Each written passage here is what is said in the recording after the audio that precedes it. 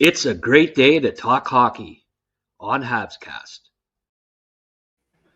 Yes, indeed. It's a great day to talk hockey with Chris Stevenson, longtime Ottawa area journalist who. Don't make me sound old, Grant. Okay, short time, young lad that experienced. Experienced. Yeah. I know a long time sounds like a long time, but let's be steeped in reality here, Chris. Yeah, I guess so. You've been fine. Go back to the 80s, right? So. Oh yeah, yeah. I was just 1988. 1988 was my my first daily beat at a newspaper for the Sun, covering the Montreal Canadiens. Yeah. You see, and I graduated from journalism at Algonquin in '87, so I've always thought you stole my job. But anyway, sorry about that. Yeah. Oh well, I didn't have to follow the Sens. I guess there's good and bad with that, but. No. So you caught the game the other night, I gather. I did. Yeah. It's an exciting time for the Canadiens, and it's been so much good news, right? Seeing the prospects actually looking like they're starting to fill their potential, and right. The amazing job that management's done in terms of getting all the guys under contract. Similar to the Senators situation where they've got their core group signed to, what with each passing day and with each passing signing looking like bargain basement contracts when you think of a lot of these young guys on both teams being signed in that $8 million range for long term. Right.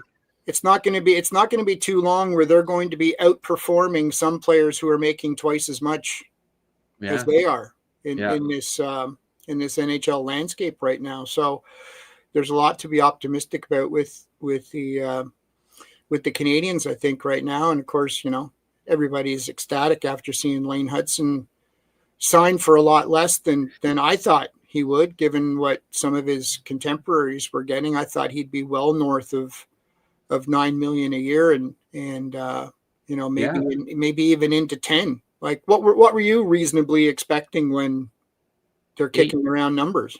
80 million for 8 years was what I, especially after I think the original offer was a little low, and it kind of perturbed them a bit. And I thought, that maybe they'll play hardball with it, but from all indications, I think Lane just wants to play hockey, Right. He'll never spend that money in his lifetime. He's too busy being at the rink 18 hours a day. Well, and there'll be another contract after this one. Well, absolutely. Right? Like he's just a kid. So right. It's not like he just signed it's not like he signed a contract that's taking him into his retirement. He signed a contract that's going to take him into unrestricted free agency. So there's still going to be lots of money to be had down the road. Point.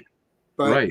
it feels like, it feels like the Canadiens are building something special there. And it's interesting to me the way this team has been constructed and the way it's been embraced by Canadiens fans. Because when I think of the last couple of times that the Montreal Canadiens were relevant and competitive, and I covered the run in 2010, covered the run in 2014. Well, I go back far enough to have covered the 93 Stanley Cup, and what were the things that were in common for all of those runs? It was the goaltender, right? Patrick Waugh carried them to those cups in 86 and 93, and Carey Price, when they were contenders, it was because of the work of Carey Price. And you think about that amazing run in 2010 under Jacques Martin, it was Yaroslav Halak played out of his mind when they upset Washington and Pittsburgh. Right. This team isn't like that. Like that, this team is not depending on the goalie. This team's not going to play that defensive style hockey where you're hoping to win, a Brian Giunta goal to win 1-0 or something. Right. Like this is a team now that and please, folks, don't take this the wrong way. I'm not comparing this Montreal team to the 1970s teams, but they had a great goaltender in Ken Dryden, and we'll talk about Dryden and his legacy a little bit, I'm sure. So, they had a Hall of Fame goaltender, but, those teams were dynamic and exciting because of the way that they could score goals and the style with which they played hockey. And it feels like this team is a little more like that. Like that this team has more like some it looks like they're going to have some brilliant offensive talents when you look at what Hudson's done already and bring in Noah Dobson and the kids they have up front, Demidov with just making a couple of wonderful plays the other night to help them get that win. It feels like this team is a little bit more like, the fire wagon hockey that fans loved, right? I won't go back too far, but certainly in the 70s, that the style and the panache that the Montreal Canadiens played with, it wasn't just, hope for a goal, hope for a save, and then, batten down the hatches, which is what we saw through the 80s and the 90s for the most part. Then, of course, they weren't great for most of the early 2000s, but it feels like this team has got, the way this team has been built is a little more in the image of probably what, a lot of fans remember as the Flying Frenchman. I've got actually a picture up there for an old Sports Illustrated of Guy Lafleur carrying the puck, and that's what it says on the cover is the Flying Frenchman of Montreal. And, it's that kind of style. And I think it's that style of hockey that really brings out the best in both the franchise and the fans. And, it's been a couple of generations now since Montreal Canadiens fans have been able to see that kind of offensive, exciting hockey. And I think back maybe when Kovalev was there and the fans really embraced the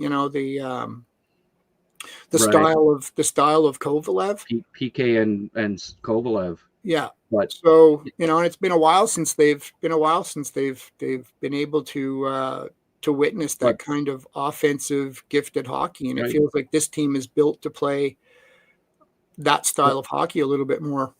But this, that team had Kovalev, PK, this is the first team I think of this millennium, really, this century that had multiple players that you could say are among the most skilled in the NHL, Right.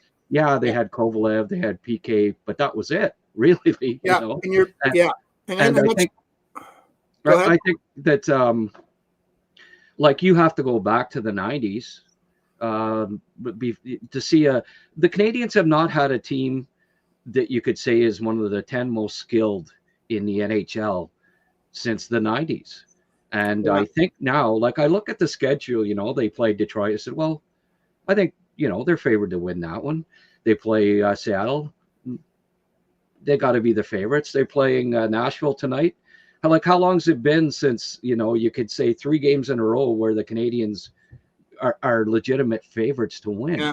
Now they are, like, you look at the team, and most nights, I think this year, you can make a case for them being the favorites to win. And I'm telling you, you have to go back a long way to think of an Habs team like that. Yeah.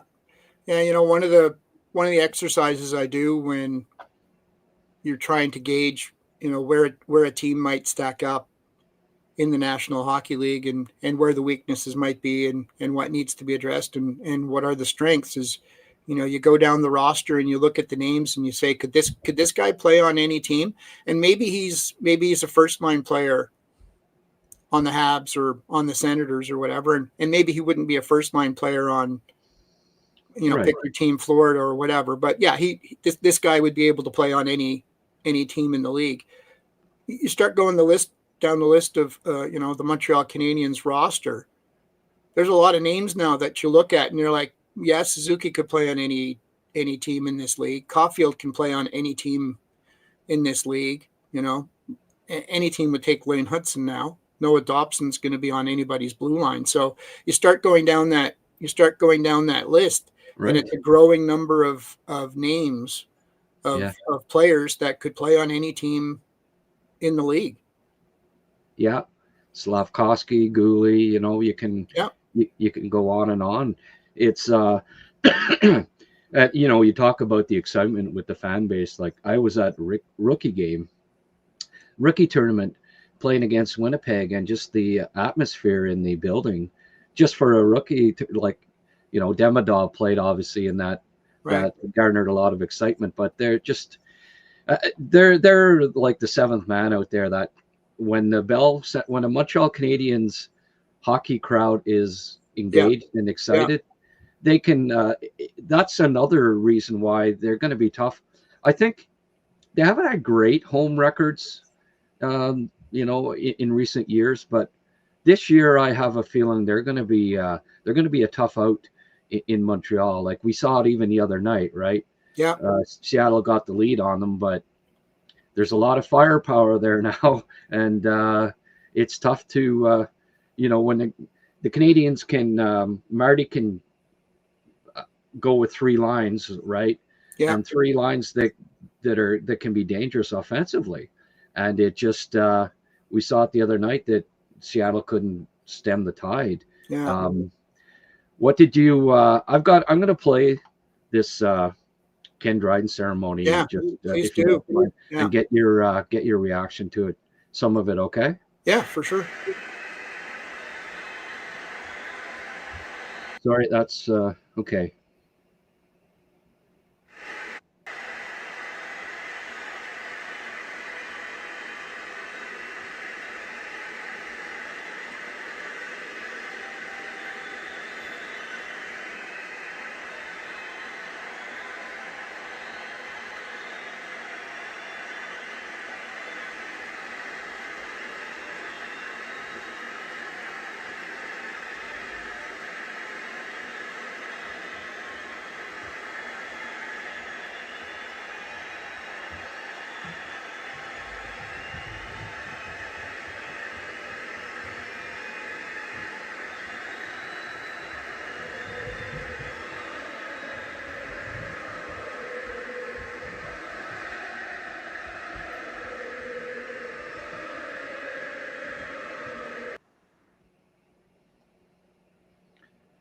That was very moving, wasn't it? Yeah, that's, you know, I'm not the first guy to say this.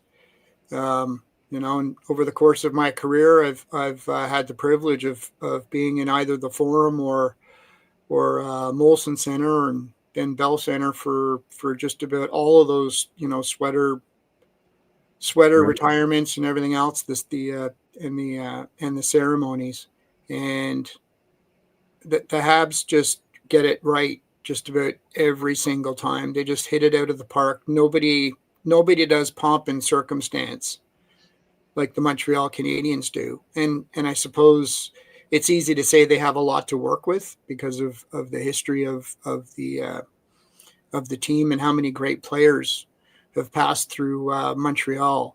But, you know, I think of you know, the ones that stand out for me. Certainly, I got that picture up in the back there of the closing of the closing of the Forum when they had all the Hall of Famers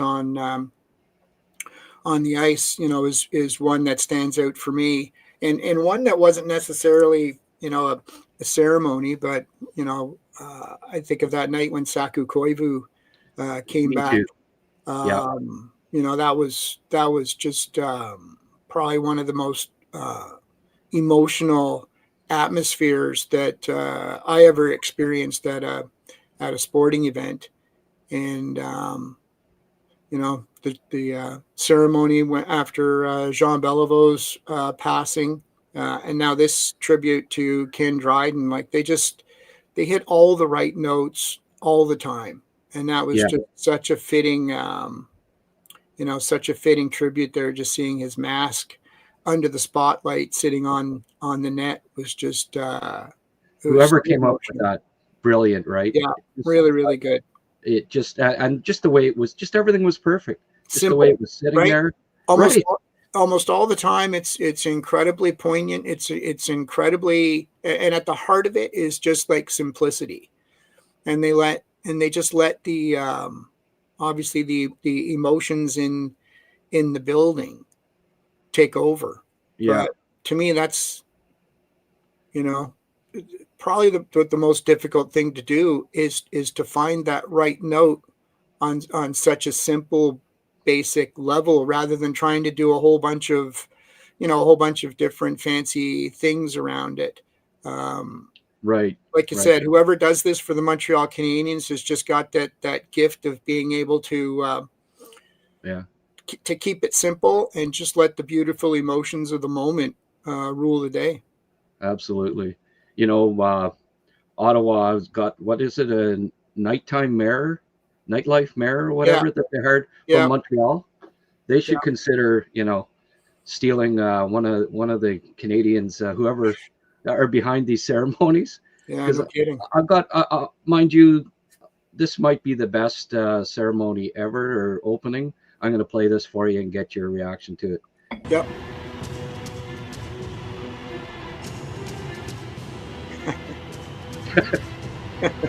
The look on Alfie's face. Oh yeah, yeah.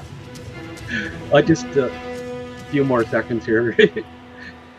Bear with me. Oh boy.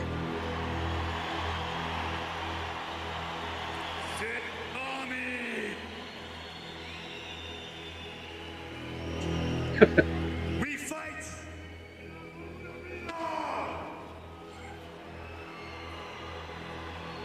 Call on all of you to step aside. Yes, will them to victory. Yeah, that's a tough comparison, isn't it? When Mike is cutting out, he almost loses his helmet. I know. I think there was another angle that they showed. He had his speech taped to the inside of that shield. Like there was a sheet of paper with his speech taped to the inside of the shield. Not a proud moment for the Ottawa Senators, but one again that will live on in infamy, because it's still frequently brought up among Senators fans. And it didn't help that it looked like your gladiator had missed a few trips to the gym too.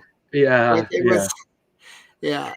But you're right. That look on Alfie's face, when it was almost like one of those WTF, what is about to happen here right now? Yeah. Was Sean Donovan in that clip too? He might have been. Yeah. Just the look on Sean's face too. Yeah. And, it just, I say, they hired a nightlife mayor from Montreal. Just, words of advice for the new regime. Maybe he should look at snagging one of Montreal's. Yeah. I don't know if you've seen any of the behind, like the documentary on the rebuild or whatever, but I have.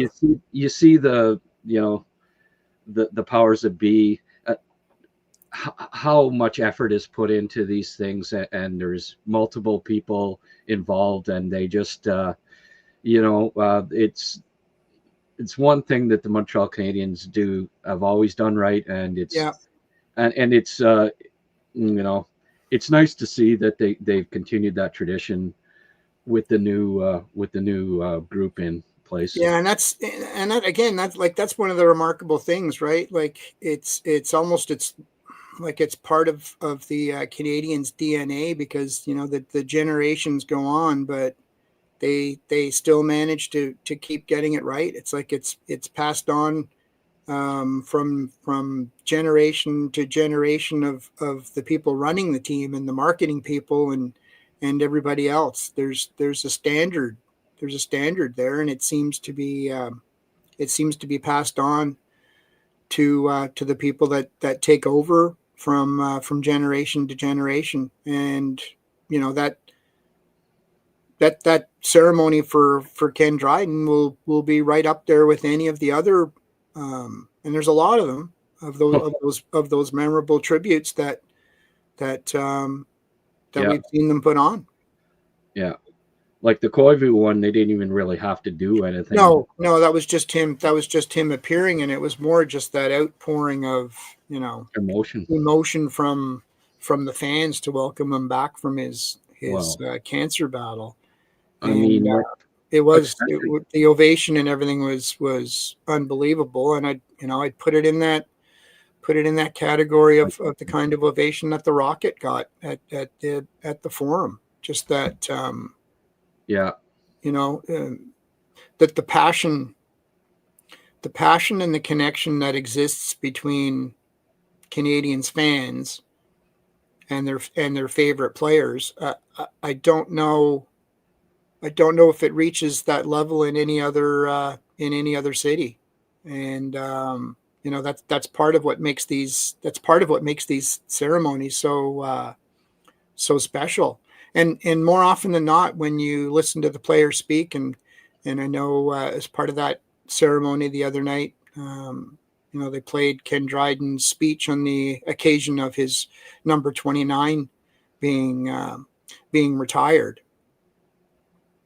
It's a two-way relationship. He spoke of how the fans pushed those great teams to another level, because the players didn't want to let the fans down. They didn't want to let the tradition of the Montreal Canadiens down. They didn't want to let the expectations of the players who had gone before them. They wanted to meet those expectations. So it's a pretty cool relationship that exists between the great players and the fans. Yeah. Sheldon Hughes, who has become my first member. I really appreciate that, Sheldon. All the support has been great by anybody that shows up for these live HabsCasts. But Sheldon was saying that the ceremony when all the living captains came on was pretty cool. Picture up in the back there with the captains and the Hall of Famers. At the closing of the Forum. Yeah, it's pretty cool. Yeah, and it's great to see, and that's one of the I'll say it's one of the advantages that the Canadiens have, is that they can draw on that history, and they can, looking and seeing the faces of a whole bunch of those players on the bench that showed up to honor Ken Dryden, all those guys that were part of those teams. I saw Dougie Risebrough looked like was in there, and Doug Jarvis, Murray Wilson. Yeah. That they have the les anciens joueurs, that there's still so much a part of the team, and they've got that beautiful room downstairs, not far from the dressing room for the former players, for them to gather, and it's just, for me, another example of how the Canadiens get it right in terms of embracing their alumni and always welcoming them back, and giving them that beautiful space for them to get together, and I'm sure tell war stories, and have a couple of Molson exports while they're watching the games. A couple X's with Liam. Yeah. Have you ever had a couple exports with Liam? Yeah, I might have had one or two on occasion. Yep. In different locations. Yeah. At his establishment, maybe at Rideau Golf, maybe at Rideau Golf Club, there might have been a couple tipped over, but yeah. Yes. Liam's in St. John's, Newfoundland tonight, and guess where he's going to be? What street he's going to be on tonight? Well, yeah, I'm sure his reputation preceded him, so I don't need to warn the good people of St. John's what they're in for. Yeah, I think there might be a little George Street visit tonight. I was going to say George Street will George and George Street and Liam will get along just fine. Oh yeah. Now, Let's talk a little bit about the start of the Ottawa Senators this season.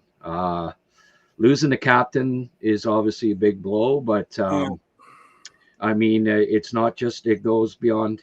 You have to be able to, face adversity and overcome it. But even with Brady in the lineup, it's safe to say that wasn't the best start. Seems like Ottawa is really, the last 5 years, they haven't had too many strong starts, have they? And awful. They put themselves behind the 8 ball usually in October and November, and have spent the rest of the season trying to scramble to get out of that hole.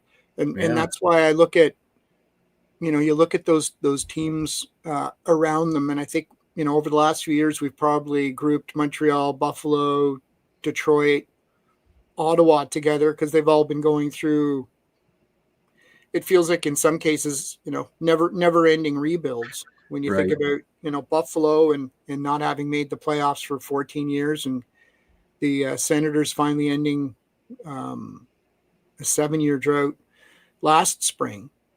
And you look at where those teams are. Detroit's gotten off to a good start. Buffalo was awful, and of course, they own the Senators. I think they're say they're like 6-2 or something, or 8-2 in their last 10 in Buffalo against the Senators. And if you're a betting person, you can almost put money on either McLeod or Jack Quinn to score, because they just score all the time against the Senators, and they each had 2 last night in that 8-4 win. So, you look at the start of these seasons. I look at the Canadiens, things have gone a little bit better. I mean, Montembeault, I don't think has hit full stride yet. I mean, his save percentage, I think, is under 900. But they're finding ways to win. And what are they? I think they're sitting in 3rd place right now in the division. Well, why don't we just bring this up here and have a look? They're basically tied for first, really, right? Right. And I know, like you said, it's early, but to me, what we've seen over the last few years, the teams that get off to bad starts and then find a way to recover and get going are few and far between. So those trends get set. Those trends can get set early, and of course, injuries are going to have a massive impact. You look at where the Bruins are there, and I know there's been a lot of people saying, the Bruins run of being a really, really good team is over now. But even the Bruins, I look at them, you've got an absolutely world-class forward in Pasternak. You've got one of the best defensemen in the league in Charlie McAvoy. And, Swayman's season, I think, was, got off to a horrible start last year with the contract negotiation. The fact that, Ullmark had been traded, and now it was no longer kind of like that 1 and 1A where, and if I struggle a little bit, I know the other guy's there to pick me up. Now both Ullmark and Swayman are in situations where you're the guy and you have to get the job done. And to me, that's an entirely different mindset for a goaltender. But, Swayman has shown that he can be among the best. So certainly, the Bruins have pieces there that could make them a pretty competitive team. Charlie McAvoy being injured last year, right? I think you're getting a glimpse of just how valuable a piece he is, right? And how having a legitimate top pairing defense, like a top pairing number 1 defense group, just like Montreal now having Dobson and Matheson, it's just so important, right? Yeah. But Lindholm and McAvoy, I mean, they always say you start in the back end. Swayman playing well. You got a great top pairing. You got one of the best lethal snipers in the league up front. Yeah. Lindholm, it seems like Elias Lindholm, he has a good year, bad year, good year, bad year. Last year was his bad year, and now he's, it's good year Lindholm. Right. It's come back, and it's such a key for them too. They they needed improved play by their centers, and Lindholm, it looks like he's bouncing back. So, with the injuries to Tkachuk and Barkov, right? With the, I think Tampa just is finally, all those years of trading away first-round draft picks, it eventually catches up with you to a certain degree. Yep. And I think that they've come back to the pack. Like, I would not be surprised if the Canadiens finished ahead of them in the standings this year. Mm-hmm. Just, yourself, when you've got a talented young group of players that have grown together for a few years, and they're finally hitting their primes, that they can be dangerous. And I really believe that the Canadiens, for the first time in a long time, have as much talent as these teams, and they've got the confidence now. A young group with confidence can be a scary opponent. Yeah, and I was really intrigued when Marty St. Louis was named the coach, given the lack of experience. But over the years, having had the opportunity to cover a lot of the Lightning's playoff runs, and having had the opportunity to sit down with them on more than one occasion for some features and things that I did, you could tell even then that he had a little bit of a different way of looking at the game. And I can remember Ottawa beat Tampa one year in the playoffs, and I went and found Marty in the visitors' dressing room at the rink in Ottawa, and asked him about a team like the Senators getting a big victory like that, and what the feeling is in the room, and how do you take that success and keep it moving forward, and not just be happy that you won a playoff round against the Tampa Bay Lightning. And he was so eloquent talking about the Lightning's own journey and how they had built on successes, what they took out of those wins that helped propel them forward. And having had chances to have those kind of conversations with him, I was like, man, this guy's not just your regular your regular NHL star. Like, he's got some things to say. He's got some different ways of looking at the game. And but that's that stuff about the team dynamics and how you took those successes and used them to push your team forward were interesting to me. And like I said, because he had no previous experience as a coach, I was wondering, okay, there's no question he is a really, really intelligent man when it comes to the game. But it's one thing to be just talking about it, and it's another having to manage 23 players and get the most out of each of them. And I think it's that way that he looked at the game as a player. He was in it. I look back on it now.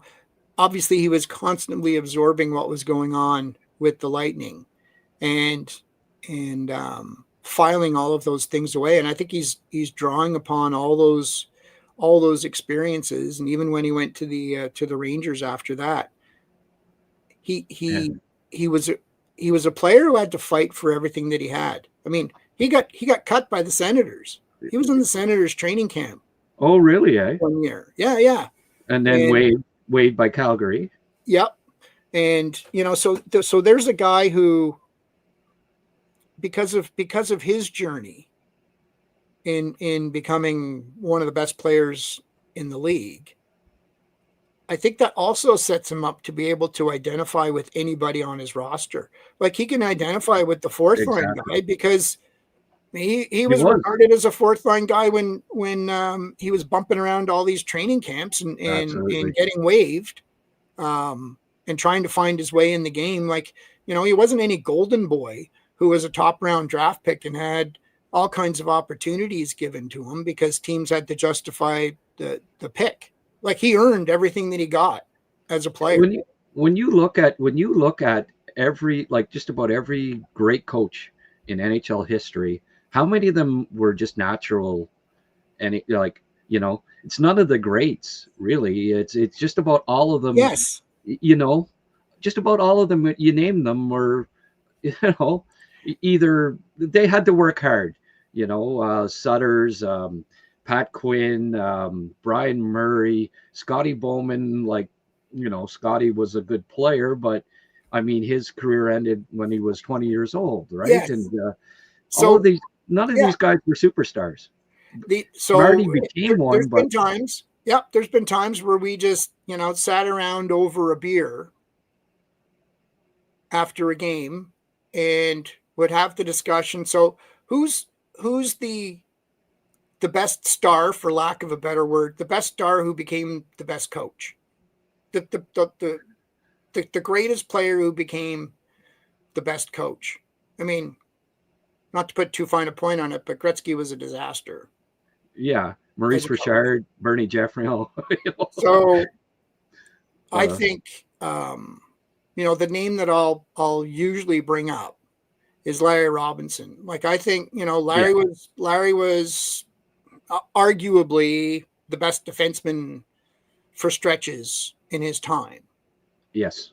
And, one cups as Lemaire would be another. Jacques Lemaire, but I look at Jacques, and to me, like, Jacques wasn't a superstar. Like, Jacques was a really, really good two-way player that made Schutt and Lafleur better because of the type of player that he was. But I never really looked at Jacques Lemaire as being a superstar. That's fair. And Larry, I'll keep going back. To Larry Robinson is probably my pick. And now we've seen, we've kind of seen the likes of a John Cooper, who wasn't a player at all. But again, knows how to communicate, knows how to talk to players, knows how to connect with players, knows how to give the players enough room and enough space to be able to police themselves and give a lot of leadership of the team over to his players. And he'll intervene when he feels, something needs to be corrected.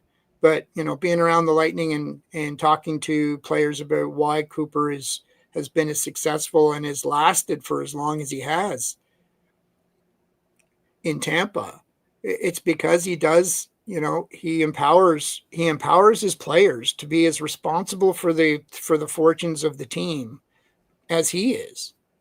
Right. And I think he's had the right players there that have embraced that and been able to and been able to manage that and make it work. And Larry, he had the respect of his players, and wasn't a demanding coach. I don't think, just was able to press the right buttons. When you talk about, Larry, when he took over from Robbie Ftorek, he was telling me this summer when I was interviewing him, saying, he came into the dressing room and he said, a lot of people may say that we don't have a leader on this team. And he pointed right at Scott Stevens, and said, "You're our leader."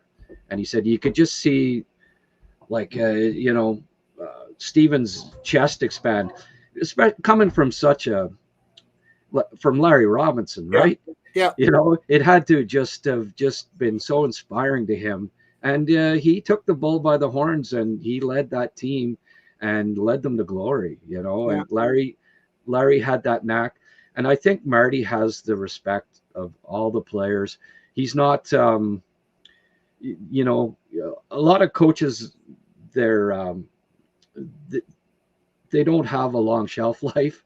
Right. The players stop listening to him. But I think Marty is so, he's almost a bit like Ken Dryden, really. When we talk about Ken Dryden, just the way he thinks is different than pretty much every other NHLer. And I think he's always coming up with new ideas and keeping it fresh all the time. And I think that's important for a coach. And John Cooper is that way too, I believe. And, you know, I can see him being the coach of the team if and when they do get back to a Stanley Cup final and perhaps even win one. Yeah. Yeah, I think, you know, one of the things that Marty St. Louis got going for himself is he's not asking any player to do anything that he didn't have to do himself. And whether it was when he was working his way up into, like I said, working his way up through a lineup to the point where he became a true superstar in the NHL, like he has seen all of those different roles. And I think that probably goes a long way with the players, although, man, they're the new players in the league are so young now. I'm thinking that you're starting to get to the point where there's a bunch of them that probably don't even remember Marty St. Louis as a player, right? But with a little bit of research and listening to other people, you know, I think they realize that he's not going to ask anybody to do anything that he didn't have to do himself as a player. And I think that goes a long way too. Like he can, like I said, he's very introspective. And having said that, very observational because, you know, like I said, on those discussions, he really absorbed what was going on around him and why things worked and why they didn't work as a player. Yeah. So having all those experiences and most importantly, being able to communicate them, like I think to your point, you know, I think he knows how to connect with the players. He knows how to talk to them. And, you know, X's and O's and understanding the game and figuring out how to keep the puck out of your net, because I think that's ultimately the most important thing that's going to dictate a team's success is you need to have a way to defend. You need to have a way to move around your own zone and get the puck out of your zone as quickly as possible. Yeah. And defense is really just having a plan to get the puck back. And I feel like Marty knows how to communicate that. And you know what it's such a negative connotation usually, you know, when you think about really talented players and asking them to play defense. That always sounds like such a negative thing, that you're going to detract from their offensive abilities because you're asking them to play defense. And I can remember a coach saying that to me was, you know, the way he looked at playing defense was just having a plan to get the puck back. And that with his talented players, his offensive players, sounded like a much nicer way of asking them to play defense. Basically, look, if you want to get points, you have to have the puck. Yes. So we are going to have a plan for you to get the puck back quickly so that you can get your points. And I think, you know, I'm not as close to it as I used to be in Montreal, but it would be interesting to get a feel for those conversations, because I think that's the way Marty St. Louis sells it to his young guys who want the puck and want to feel their oats and pile up the points. Is, you know what, we're going to have a good plan to get the puck back, which is basically just a nicer way of saying we're going to need you to play defense. I think Scotty Bowman used to say regularly, you know, the best offense is a good defense. And, you know, those are sage words when it comes to, I think that's Marty's approach. You know, he doesn't try to drill it into them, goes about it in an intelligent way and in a tactful way. Yeah. Sheldon Hughes mentions Toe Blake. There's a good example of. Yeah, you know what? I was actually going to bring that up, Sheldon, and that was, you know, obviously a little bit before my time. Right. And we probably don't appreciate what a good player Toe Blake was. Toe Blake was a superstar in the 6-team NHL. Yeah. He was a superstar and did a great job with the with the Habs as a coach. So yes, Toe Blake would definitely be in the conversation. Yeah. Now, I'm not just showing all these because he's my first member. He just happens to be coming up with good comments, coincidentally. But Yep. Sheldon, I hope all the Canadian teams have good seasons. Oh, no, it's the wrong one. Sorry. Canadians will get at least 100 points. What do you think about that prediction? Do you think it's a plausible one? Yeah, I absolutely do. I think if Montembeault can have another season where he can get the save percentage north of 900, they're going to score goals.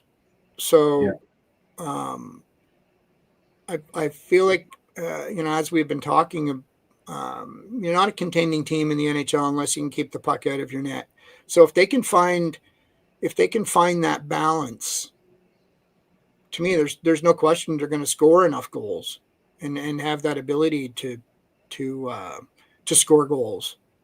But if the goaltending is in that 900, 910 range, I think they could absolutely have 100 points because the power play is going to be good and they should be a good 5-on-5 team. And again, if you've got the puck, the other team doesn't. And that can be in itself pretty good defense, right? Dobes. I think 100 points is definitely possible. Dobes, speaking of goaltenders, he counting the preseason, he's stopped 59 of 60 shots that he's faced so far. Monty, I don't know that Monty was. There were a couple of goals that were a little iffy in the last game. Starting, I don't know if they've announced the goalies yet, but I presume it's Monty again. However, I think it's going to be Dobes tonight. Oh, is it? Okay, good. Yeah. Because I think I mean, Monty got 3 of the first 4. That's 75%, right? I think you got to go back with Dobes tonight, and I'm glad that. Until he plays a poor game, you got to have him playing at least 25% of your team's games, I think, right? Well, and that's another thing that's changed over the years in terms of the division of labor with your number one goaltender. I mean, in Ottawa, I think the most games that Linus Ullmark's ever played in the National Hockey League in one season is like 48.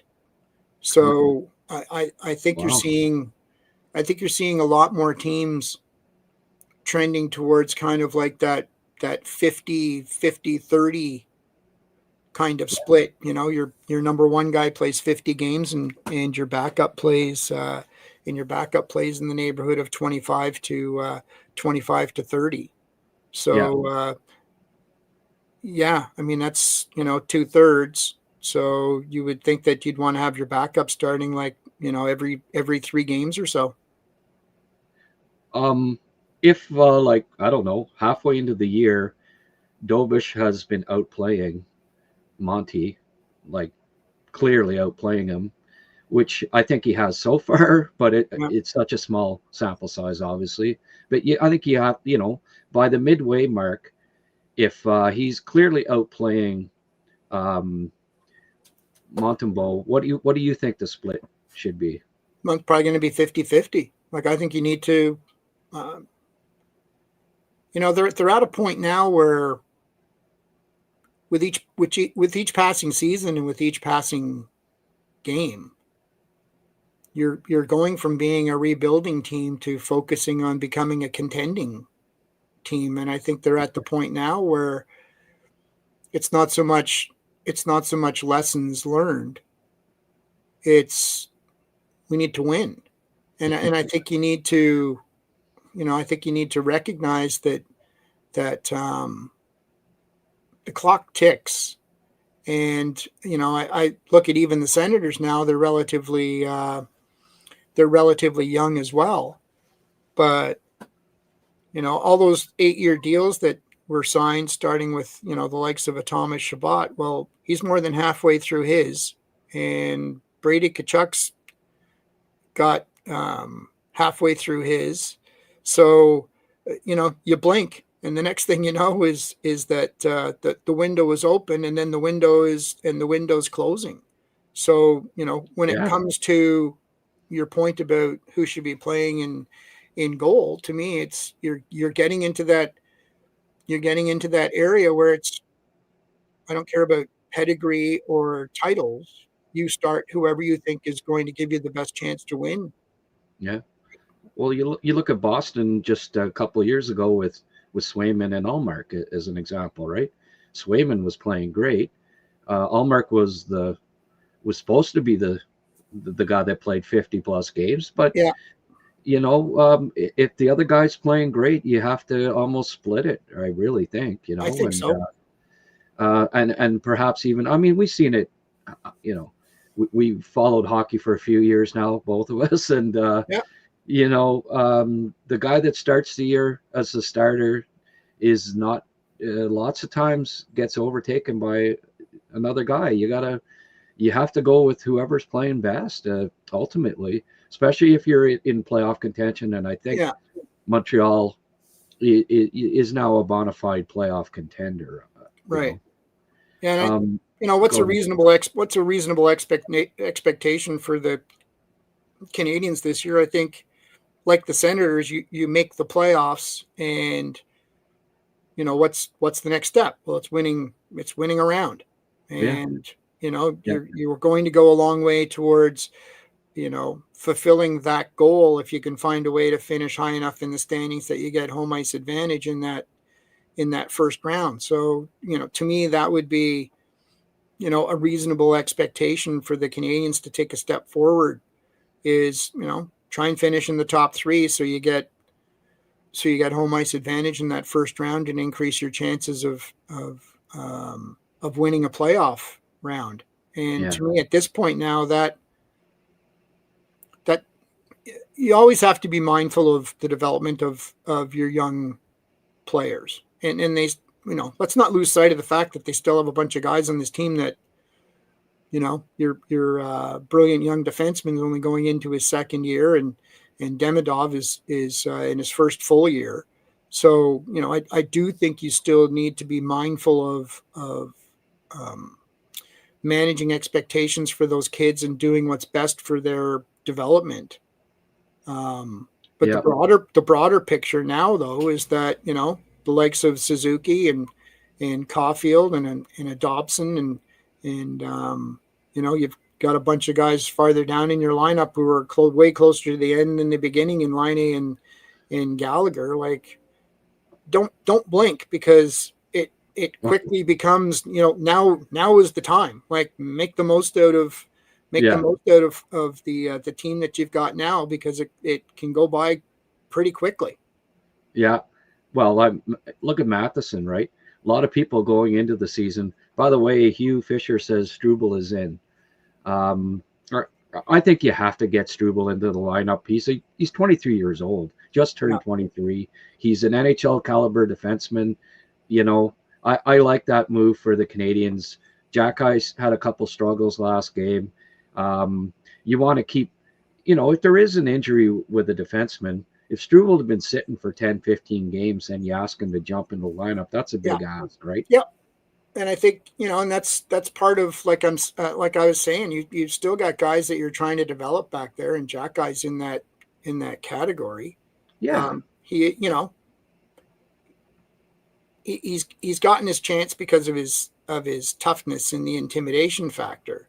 But what today's National Hockey League is, right? You got to be able to play a little bit. So that's going to be one of the challenges for the coaching staff as well, is making sure that he progresses as a player, so you can still have a comfort level in putting him in the lineup when you feel like you need that physical presence and the intimidation factor, and that is not going to kill you with a couple of bad shifts or a couple of bad mistakes or penalties. Or penalties, especially when the other team's coach is going to be looking at matchups and trying to get his best guys on the ice when Jack Guy's out there. So that's where, continuing to work on the development of your young players.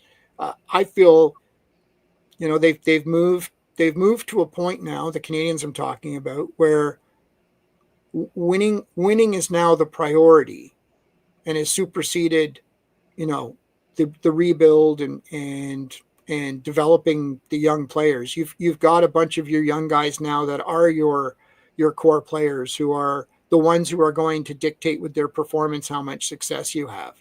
So to me, this year they've kind of crossed the line of that balance, where now winning is the priority, and player development still important, and maybe it's like 55% to 45% in terms of emphasis on winning and up against player development.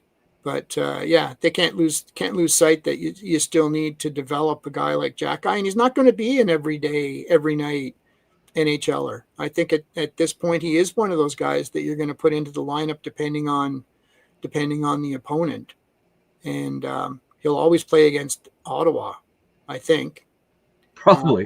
Well, just the way things have gone between the two teams. The Atlantic Division has kind of stocked up a bit on tough guys, which is interesting. I mean, what do you think of losing Sebrango on waivers so that Swiss skating McDermott can be on the roster?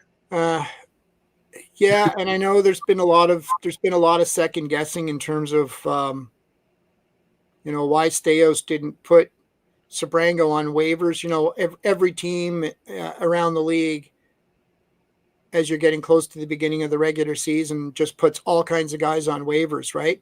And that's one of the reasons they do that. Nobody's run into injuries at that point, and the chances of anybody getting picked up by another team, we almost always see all of those guys that are put on waivers at the end of training camp clear waivers and wind up getting assigned wherever. Some will stay with the NHL team. Others will go down to the minors. And when a guy clears waivers, of course, you get that 30-day grace period where you don't have to put them on waivers again. So a lot of people are wondering, why didn't the Senators put Sebrango on waivers at that time when nobody had injuries and might not be looking for some depth? Right. And of course, Florida loses Kulik for 5 months, and they're looking to add some depth. And Kulikov, and that puts the Senators in a vulnerable position because they're trying to send Sebrango down to Belleville, and he gets picked up. Now, that leaves them pretty vulnerable on the left side. He was their next guy in terms of the depth chart on the left side. So I would suspect now that the Senators will be scanning the waiver wire to see if there's a lefty, one of those tweeners, an American Hockey League guy, NHL guy, a 7th or 8th defenseman on most teams. I'm sure the Senators now will be scanning the waiver wire, trying to pick up a player, maybe even to make a soft deal just to try and add to that depth that got weakened with Sebrango being picked up by the Panthers. Chris, this has been fantastic. You got another 15 minutes, or you got to go? I was only giving you an hour today. Okay, fair enough. Grant. I just want to mention here, Joe Valeno says, Valeno in and Kapanen out. Just pulling your leg, Grant. Yeah, that's a message from Joe. How about the start of the season for Kapanen? Like Kapanen to me has been like one of those. Well, you probably wouldn't feel this way in terms of him being a pleasant surprise, because I think you've been a pretty big booster of his. But and it's early. Let's not get carried away. I mean, we see lots of young guys have great stretches and then struggle for a while. But with all the talk about what was the second line going to look like and what was the depth going to be like, to me, that's been one of the big reasons why they've gotten off to the decent start that they've had, is that I guess you'd call it the second line has been really, really good. Yeah, it has. And on that parting note, giving some kudos to Kapanen, which makes me very happy. Listen, I appreciate you coming on, Chris. I'm glad, from a selfish standpoint, that golf season's finally winding down, so we can get you on here a little more often. So, on that note, thank you for making an appearance again after 2 to 3 week hiatus, and we'll be talking to you soon. I don't know when the Habs are playing the Sens again, but November 1st. November 1st. Well, we'll have to make sure to in Montreal. Okay. Well, not that I keep track of these things. Yeah, right. Are you going to that one? I think I will. Yeah. Okay, good. Well, have yourself a wonderful rest of October. Get in a few more golf games while the going's good. Yep. And we'll see if we can't get you on again next week. Okay, good. Okay. Look forward to it, Grant. Thank you. Okay, thank you.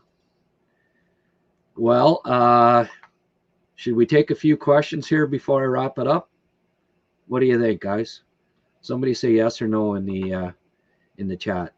I like that. That was a funny comment by Joe. I assume it's not Joe Valeno, but Hugh Fisher says sure. All right, I'm gonna have a quick look here at a few. See if we can get. I think Hugh is saying here. It looks like Monty's headed to the Olympics, so let's not jump ahead with Dobes. He's very good. We need 2 goalies. I love Monty. Yeah, as Chris so sagely said, that the important thing right here now with this team is winning. Like, if you wanted to say, well, which would you rather say to Marty St. Louis? Which would you rather do? Win hockey games and make the playoffs, or have Monty go to the Olympics? I think we all know the answer to that question. You can't decide who's going to be the goaltender each night based on, it might help one of them go to the Olympics. It's just the reality of hockey, right? It's a business, and winning is the most important thing. Look, if Monty keeps giving up goals like he did the other night, Dobes keeps playing at like a .983 save percentage, and every night he's in, he's good. It's going to be split evenly, like whether it hurts Monty's chances to be on the Olympic team or not. I love Monty too, but I have no issues with Dobes. If he's playing great in net, you got to give him more starts. I hope it's not a 60-20 split if Dobes is out playing Monty. And I think Dobes getting the start tonight is an indication that, look, they understand how good Monty has been or Dobes has been playing so far, and that Monty maybe hasn't. Same deal goes with Jack-Eye, right? He didn't have a great game the other night. Struble had a very good preseason. He needs to see some action. I think Dobes needs to play at least once every 33% of the time or whatever. So I'm glad that they made those decisions, and both those guys are in. We might I know we joke about Valeno being in for Kapanen, but that may happen eventually here too. Like, you got to give Valeno a game here and there, and clearly Kapanen at this point is one of the least utilized players. He's been getting, one game it's Demidov, one game it's Kapanen, one game it's Laine getting the least amount of ice time, and maybe he will sit out a game or two.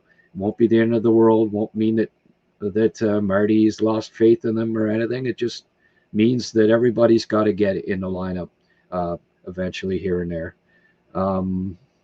Let's see. I'd like to see him get 30 at least. Yeah. I think, just to clarify what you were saying, I don't know if you were intimating that Monty has to play 60 plus games so that he can make the Olympics. If, I think a 50-32 split is fair. And Pierre Gingras, I hope they split the schedule evenly. Well, we'll see. It'll be based on who's playing better, right? Pierre Gingras again. Do you believe that Doc's improvement in the dot is here to stay? Oh, I don't know. You can't base it on a couple of games here and there. Like I said the night when Suzuki was 25%. So, well, it's just one game. Like, I'll get back to you halfway into the season if it. I ultimately I'd like to see Doc north of 45%. I think that's kind of the number you're comfortable with, as long as a center can win 45% of his draws. He's not hurting the team that much, as long as he's bring other elements to his game.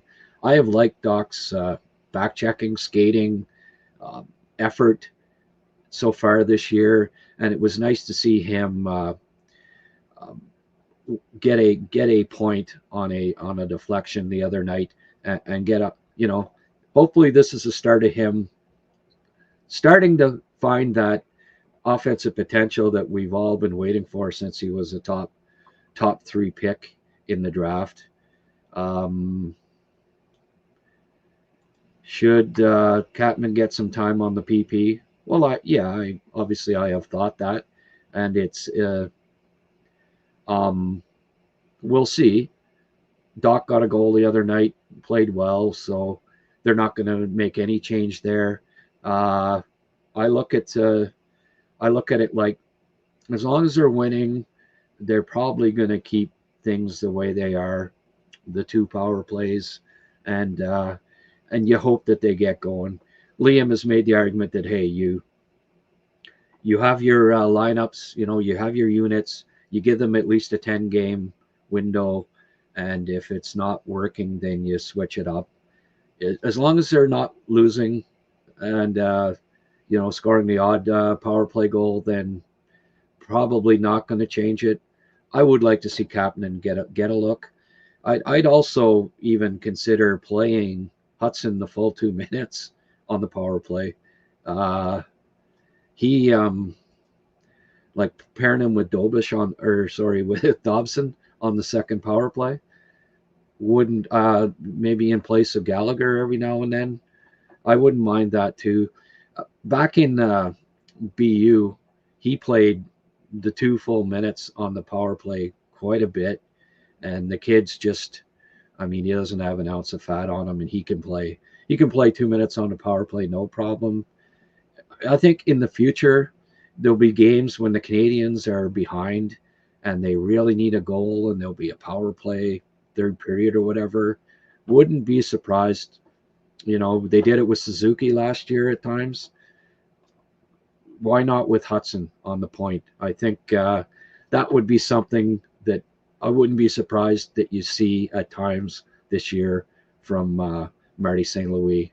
I hope so, because he had no a lot of Hudson's highlight reel goals in college were at the end of a 2-minute power play, where his stamina is just off the charts, and he can still make plays 2 minutes into a shift.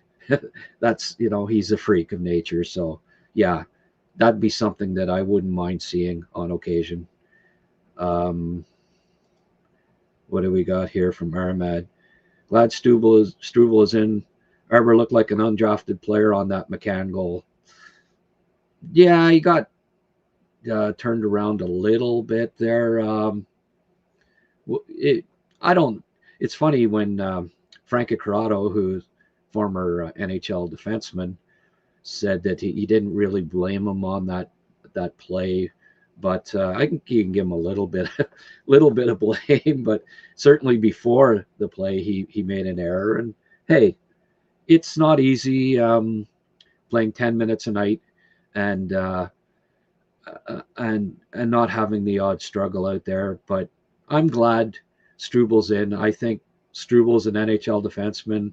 I don't like him sitting out for more than for a 5-game or more stretch. I'm glad he's in the 5th game. I think you need to.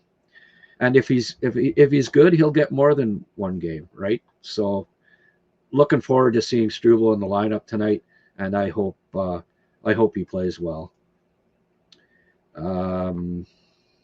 Dobes will overtake him by the end of the year. Dobes is terribly underrated. Well, he does seem to be improving. I like the fact that he's.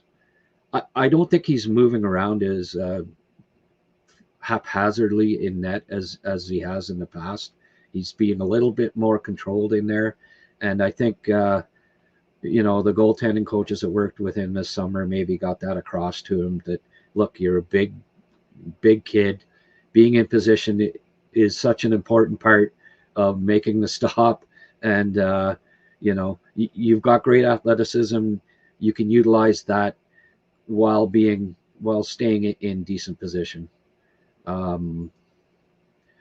Joe, this is Joe Valeno again, I guess. I am French Canadian and happy to watch your professional show. Grumpy Grant is great. Well, there you go. Thank you very much, Joe. I appreciate that. Try not to be grumpy all the time, but every now and then, hey, rears its ugly head. Calder race, have you noticed? Francois Bedard. Thank you, Francois. And thank you, everyone. I think this will be my last question, and we'll wrap it up. Calder race, have you noticed Demidov is playing 13 minutes a game while Seneca, Schaefer, and Buim are playing 18 minutes a night? Have you noticed that the Canadiens are cup contenders and Seneca, Schaefer aren't playing on cup contenders? I think that's the important thing, right? Again, Marty's not coaching this year to get Monty into the Olympics and to get Demidov a Calder trophy. He's coaching to win hockey games, and I have no issue with Demidov playing 13 to 15 minutes as a rookie on a team that might win its division. It wouldn't surprise me with Florida's injuries, with Toronto. I think going to have some struggles without Marner in the lineup. With Tampa, I believe, coming back to the pack. I think the Canadiens are in the running to win their division. So, first and foremost, the goal of this team is to win hockey games. Yeah, if they were, at the bottom of the standings and you wanted something to cheer about, Demidov winning a Calder and Monty being in the Olympics would be something to cheer about. But what the Canadiens fans have to cheer about right now more than anything is winning and hopefully contending for the cup this year. All right, guys, that's going to be a wrap for this show. I think I'm going to be doing a show after tonight's game. So if you can join me at that point, that would be fantastic. After the game tonight, hopefully it will be after another Habs win, and you won't see much of Grumpy Grant. It'll be happy Grant. Okay, that's it for today. Thank you, everyone, for showing up. We had over 800 different people tuning in. That's great for the middle of the afternoon on a weekday. Very encouraging. Thank you, Sheldon, for becoming my first member. Everybody, if you can, if you want to become a new member, that would be fantastic. I'd appreciate it. But certainly hype it, like it, and if you're not already a subscriber, just click that button. You'll get notifications when the next episode's coming up, and just keep supporting me, and this will only grow and hopefully flourish. Okay, that's it for today. Well, for now, hope to see you tonight. Okay, bye for now.